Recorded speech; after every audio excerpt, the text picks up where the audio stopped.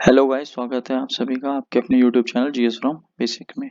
और आज हम लेके आए डेली करंट में 21 अप्रैल 2022 के सभी इंपॉर्टेंट क्वेश्चन।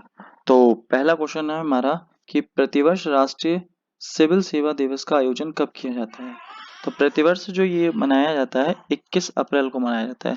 और 21 अप्रैल को ही क्यों मनाया जाता है, क्योंकि जो बात आती है 21 अप्रैल 1947 में जो भारत के पहले उप प्रधानमंत्री थे पटेल, सरदार वल्लभ भाई पटेल थे। तो उन्होंने अगर बात आती है तो यहाँ पर सिविल सेवा को अगर देखा जाए तो भारत का स्टील फ्रेम ऑफ इंडिया कहा था। तो इस वजह से 21 अप्रैल के दिन सिविल सेवा दिवस मनाया जाता है। और वर्तमान में सिविल सेवा के जो अध्यक्ष हैं वो हैं मनोज सोनी। और सिविल सेवा आयोग का जो गठन किया गया था वो ली आयोग की सिफारिश पर किया गया था। और भारत में सिविल सेवा के जनक जो माने जाते हैं वो कान वालिस माने जाते हैं। भारत में पहली बार 2006 में सिविल सेवा दिवस मनाया गया था। तो 21 अप्रैल को सिविल सेवा दिवस मनाया जाता है। और अगर हम बात करें 22 अप्रैल की तो 22 अप्रैल को पृथ्वी दिवस मनाया जाता है। नेक्स्ट है हमारा अगला क्वेश्चन। 19 अप्रैल तथा 20 अप्रैल 2022 को भारतीय तट रक्षक बल ने राष्ट्रीय स्तरीय प्रदूषण प्रतिक्रिया अभ्यास तो नेट पोलरैक्स 8 का आयोजन कहाँ किया है। तो मोरमुगाम बंदरगाह गोवा में किया है। तो ये हमारा भारतीय तट रक्षक द्वारा इंडियन कोस्ट गार्ड द्वारा किया गया है। नेशनल यानी कि राष्ट्रीय स्तर प्रदूषण national pollution reaction exercise national pollution reaction exercise. और इसका ये 8वां संस्करण है जो कहाँ पर गोवा में आयोजित किया गया है। और भारतीय तट रक्षक दिवस कब मनाया जाता है 1 फरवरी को। वर्तमान में इसके प्रमुख तट रक्षक के हैं वीरेंद्र। अगर हम गोवा राज्य की बात करें तो गोवा में समान सिविल संहिता लागू है। समान सिविल संहिता हमारे अगर हम बात करें तो आर्टिकल 44 में। और वर्तमान में अगर बात आती है उत्तराखंड सरकार ने भी समान सिविल संहिता लागू करने की बात कही है। गोवा की ही बात करी जाए तो गोवा अगर देखा जाए भारत का एकमात्र ऐसा राज्य है जहाँ पर 100% हर घर जल वाला राज्य है। और गोवा में ही अगर बात करी जाए तो गोवा हमारा रेबीज मुक्त राज्य भी है। गोवा की अगर हम बात करते हैं तो ये रेबीज मुक्त राज्य भी है। नेक्स्ट है हमारा अगला क्वेश्चन। हाल ही में राज्य स्तर पर एल रूट सर्वर स्थापित करने वाला देश का पहला राज्य बन गया है। तो राजस्थान राजस्थान देश में अगर देखा जाए एल रूट सर्वर स्थापित करने वाला पहला राज्य है। और राजस्थान के भामाशाह डेटा सेंटर में इसकी स्थापना की जाएगी। राजस्थान से ही संबंधित है एक योजना चिरंजीवी योजना।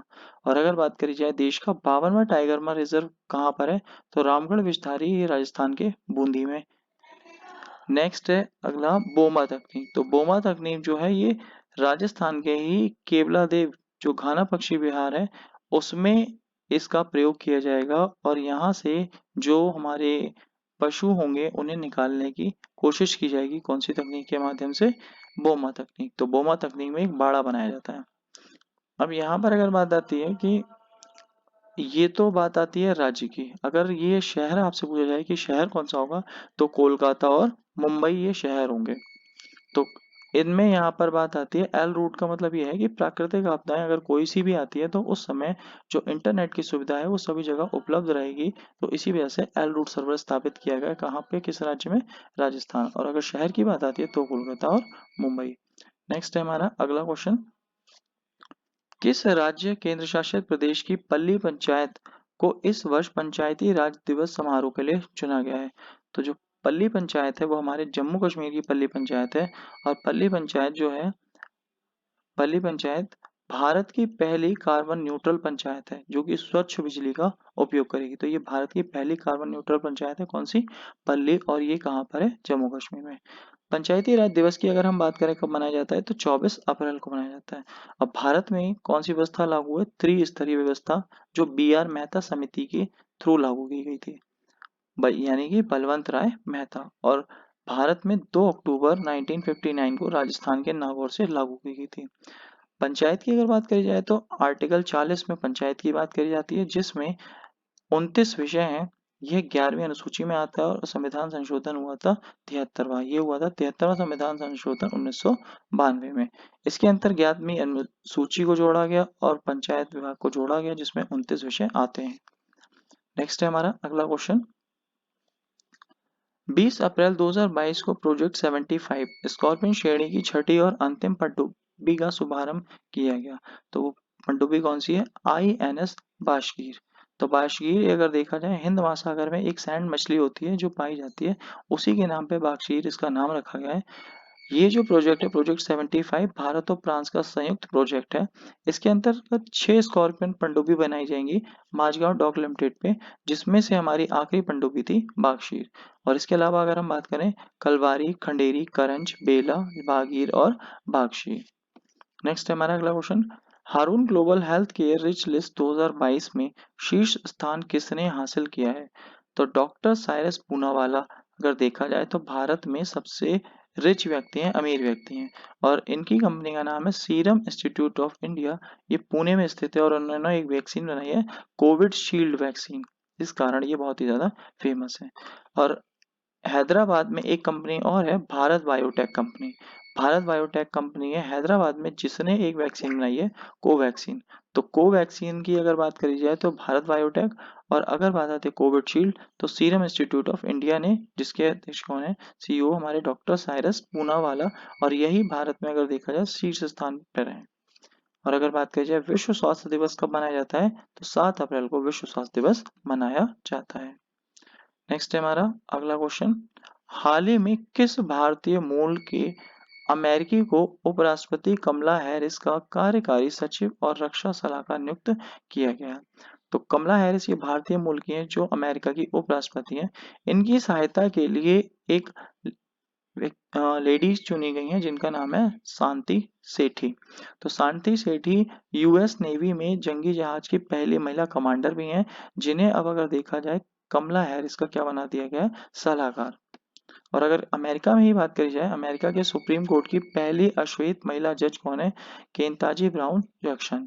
तो केंताजी ब्राउन का नाम यहाँ पर फेमस है क्योंकि ये अश्वेत महिला है जो अमेरिका के सुप्रीम कोर्ट की पहली अश्वेत महिला जज है। नेक्स्ट है अगला क्वेश्चन, प्रधानमंत्री गरीब कल्याण पैकेज कोविड-19 से लड़ने वाले स्वास्थ्य कर्मियों के लिए बीमा योजना की अवधि 19 अप्रैल 2022 से कितने दिनों के लिए बढ़ा दी गई है? तो ये 180 दिन के लिए क्या है? बढ़ा दिया गया। इस स्कीम के अंतर्गत स्वास्थ्य कर्मियों को 50 लाख तक का बीमा दिया जाएगा। अब ये स्कीम खत्म हो गई थी जिसे 180 दिन के लिए आगे फिर बढ़ा दिया गया। नेक्स्ट हमारा अगला क्वेश्चन, अक्सर चर्चा में रहने वाले अल अक्सा मस्जिद कहाँ स्थित है?